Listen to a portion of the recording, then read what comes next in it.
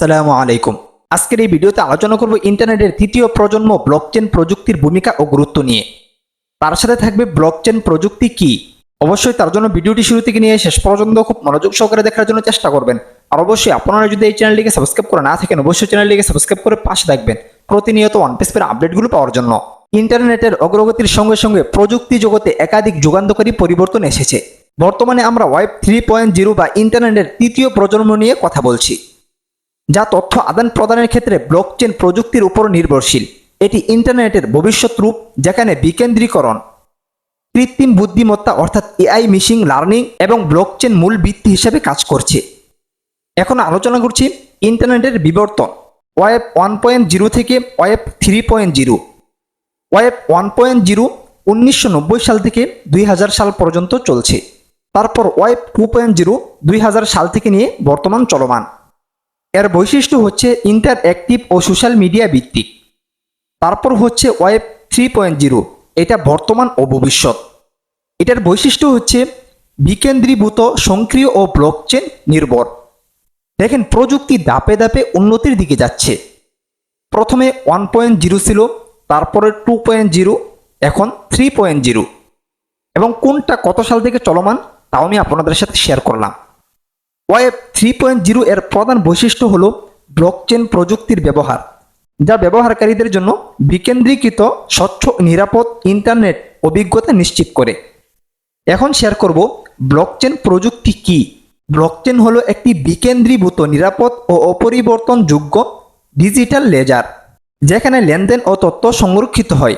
এটি একাধিক ব্লকের সমন্বয়ে গঠিত, যেখানে প্রতিটি ব্লক একটি নির্দিষ্ট তথ্য সংরক্ষণ করে এবং ক্রিপ্টোগ্রাফির মাধ্যমে সুরক্ষিত থাকে।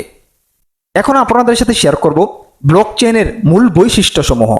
ব্লকচেনের প্রথম বৈশিষ্ট্য হচ্ছে বিকেন্দ্রীকরণ, অর্থাৎ তথ্য কোনো নির্দিষ্ট কেন্দ্রীয় সার্ভারে সংরক্ষণ না হয়ে বিশ্বজুড়ে বিভিন্ন নোড বা কম্পিউটারে সংরক্ষিত থাকে।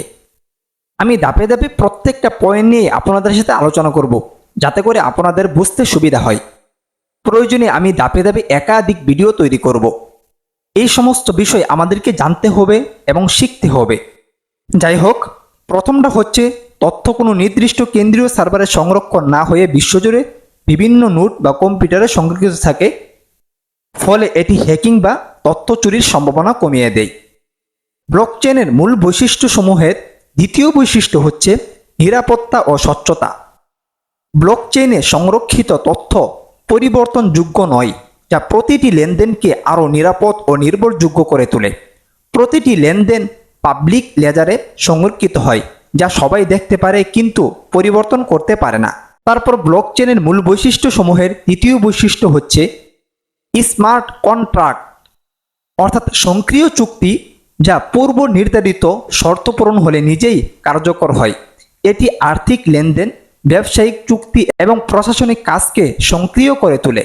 ব্লকচেনের মূল বৈশিষ্ট্যসমূহের চতুর্থ বৈশিষ্ট্য হচ্ছে ডেটা অপরিবর্তনীয়তা, অর্থাৎ একবার ব্লকচেনে কোনো তথ্য সংরক্ষিত হলে তার পরিবর্তন করা যায় না, যা জালিয়াতি ও তথ্য বিকৃতির সম্ভাবনা দূর করে। আর মনে রাখবেন, আমাদের যে ওয়ানপিসি আসতেছে তা কিন্তু 3.0 উপরে আসতেছে।